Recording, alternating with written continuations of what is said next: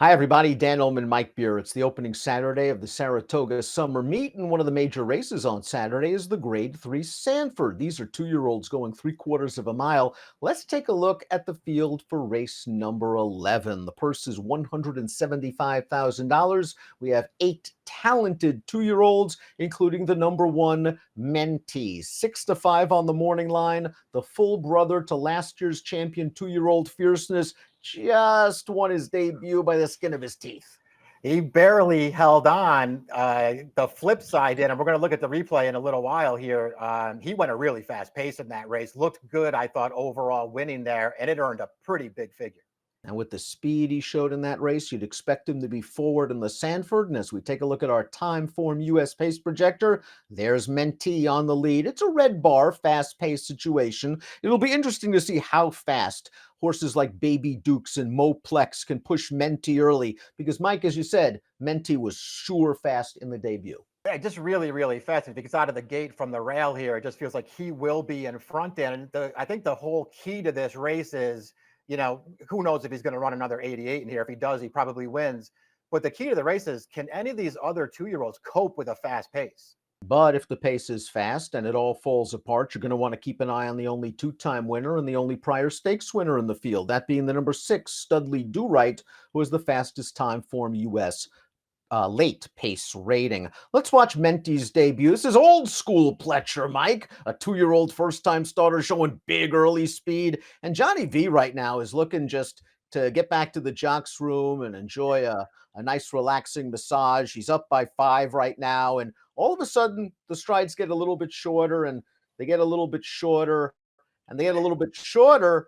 And Mentee at the wire is lucky to win by a nose. He is saved by the wire here. The runner-up in this race, though, too, I feel like he was a well-meant horse stand, and he really ran at the end. Listen, Mentee saved by the wire, yes. He still did some really good things in that debut, and I like the way that you put it, old school Pletcher.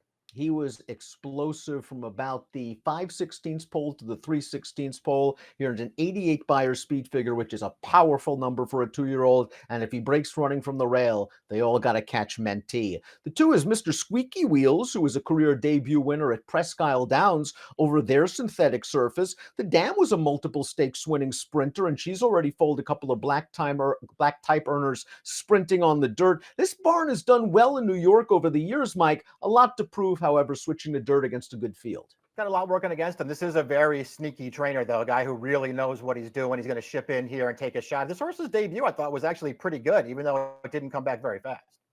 Baby Dukes goes out for trainer Butch Reed, who ships up the Maximus Mischief colt from his Parks base off a debut victory, and this horse took all the money. 2-5 on Baby Dukes as they turn into the stretch. It was a field of all first-time starters. We have no idea if Baby Dukes was beating Man of War or if Baby Dukes was beating Old Oak Bucket, but we know that Baby Dukes won easily and looks like a horse that can improve for a trainer that has won some big races up here. Yeah, exactly. Who knows what's behind him in this race? It could be nothing. I liked the way that he did it, Dan. They expected him to win. He didn't go super fast early in this race, but he was very handy. And once it was time to go in the stretch, he went. He put that field to bed pretty nicely, I thought. Really, really pleasing debut, I thought. Soon-to-be King won his second lifetime start, an off-turf event, and he was the only experienced runner in this race. And as they turn into the stretch, I think that experience came into play. He has a lot of work to do at the 3/16 pole. These 2 horses on the lead have been battling, and this horse is professional, Soon-to-be King. To run right by him and get up on the wire, the 6th-place horse would come back to graduate against New York-bred maidens on turf with a 65 Beyer. A pretty nice run he put in here. He sort of ran a similar race on debut, too, in the mud, Dan. He just was very green early in there, but put in a nice run through the final furlong to make up a lot of ground. This time, he was more within range. He was way more professional. He closed it down. He's going to have to run better than that against this field. Steve Asmussen sends out the number 6. That's 3 Echoes. I like the debut run at Churchill Downs where he had to squeeze his way through a very tight spot along the inside, and he looked good getting away from that field at the end. They ran him in the Tremont during the Belmont Stakes Racing Festival at Saratoga, and it looked like Flavien Prat wanted to get outside turning into the stretch. The pace setter drifted. He went back down on the rail. He got placed in tight again. I want to give him another shot. I did too. I also just feel like he got such a different trip in that Tremont than he had in his debut, where he was pretty handy sitting behind horses first time out. And like you, I was very Happy to see him, sort of hold his position and then come through in tight. I thought it was a good sign for him. Didn't get that trip last time, Dan. They just sort of put him on the chase the entire way in there. And he was the one who went after Touchy, who was the Ward firster, who took all the money in there. This horse did all the hard work in that race, I thought. And he was, primed to be picked off in the stretch by Studley Do Right, who was closing late. As for Studley Do Right, he won his career debut at Laurel over a sloppy track, rallying up the inside to win over that deep footing. And then in the Tremont, the race we're going to show you right now, he's going to do it again. There's Touchy, the big giant 2-year-old on the lead. In between horses, forcing the angle to the inside is Three Echoes. And Studley Do Right still has to make a little bit of a run. Touchy's going to now force Three Echoes, and he's going to eat him. And he's going to force him down towards the inside. That gives Studley Do Right a clear path, and Studley Do Right runs them both down. He picked it up pretty nicely, I thought, Dan. Once he got off the inside, he got a perfect trip back off a fast pace, saved all the ground. And then once he got off the inside there in mid-stretch, he really picked up with a nice late run in there. I like both of this horse's starts. War Tax, the number 7, is a horse that I think can be a little bit more forwardly placed than Timeform US has him on the pace projector. I thought it was a solid pace in his debut at Belmont at the Big A. Not exactly fast, but he was pretty clear in the blink of an eye, and he won without any sort of issue. In the Bashford Manor, he just didn't get out of the gate with the same alacrity. I'm expecting Javier to hustle him out of there. Probably had enough of an excuse in the Bashford Manor last time that if you wanted to give him another chance, you couldn't here, especially at the price he figures to be. I'm kind of conflicted about his debut, Dan. I thought he looked good winning, but when I watched that race, though, it's worth noting he won the race. His stablemate, uncoupled stablemate, ran second.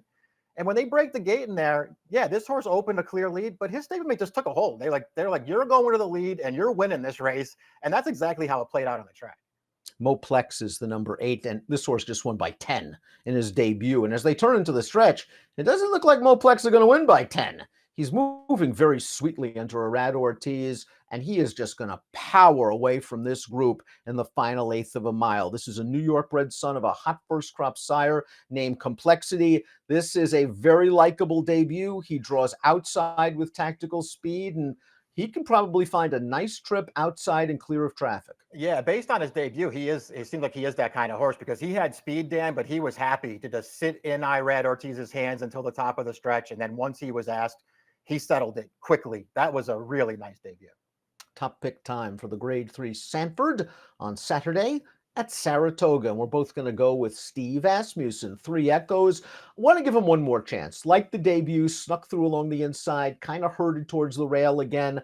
I'd like to see him sitting second or third. Maybe if this pace kind of falls apart a little bit, he inherits the lead and can hold off Studley Do Right and the others. I think we both have the same idea. That's exactly why I like this horse too. I'm just hoping he gets a little bit of a different trip here. I think there's a chance he's pretty good. Some really good 2-year-olds expected in the Sanford. We're both going to go with Three Echoes, but the horse to perhaps catch and beat is Fierceness's full brother, Menti. Good addition to the Sanford on Saturday. Good luck.